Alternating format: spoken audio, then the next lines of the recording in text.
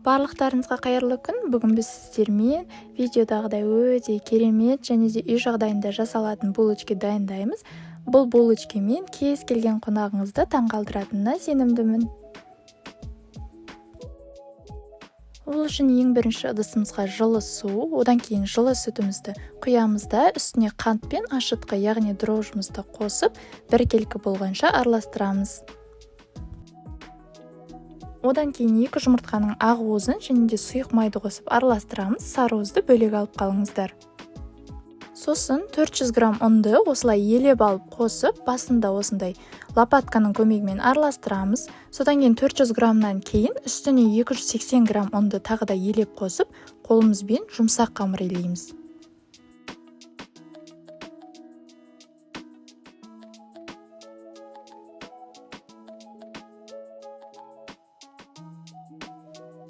Қамырымыз осындай жұмсақ болып шығуы қажет, оны бірнеше сағатқа ашытып қойыңыздар.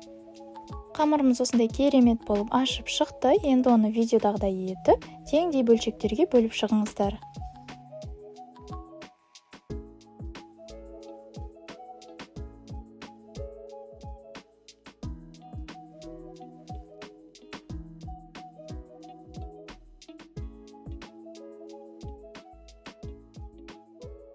Одан соң қамырымызды алып, видеодағыдай етіп, қолымызбен кішкене жайып аламыз да. Мен шоколад қостым, сіздер оның орнына вареная сгущенка немесе ештеңе қоспай қойсаңыздар болады.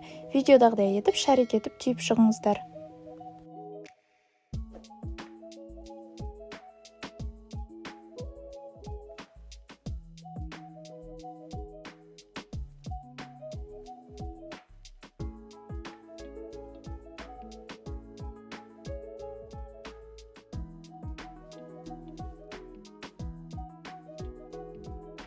Енді булочкаларымызды бір шетке қойып, енді үстіне себетін штрезель дайындаймыз. Ол үшін ыдысымызға қант пен ұнды біркелкі етіп осылай қосып араластырып аламыз да. Мұздатқыштан шыққан мұздай сары майымызбен қолымызбен араластырамыз. Видеода көрсетілгендей етіп, біркелкі етіп араластырыңыздар, сонда керемет болып шығады.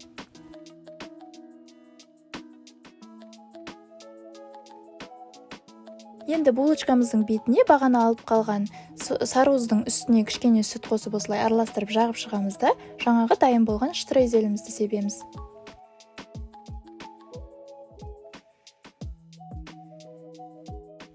Енді алдын ала қыздырылған пеште 180-200 градуста 20 минутта пісіріп алыңыздар. Сонымен біздің осындай өте ерекше булочкамыз дайын. Егер рецепт ұнаса, міндетті түрде дайындап көріңіздер. Сіздерге ұнайтынына сенімдімін. Егер рецепт ұнаса, міндетті түрде каналға тіркелуді ұмытпаңыздар. Ас болсын!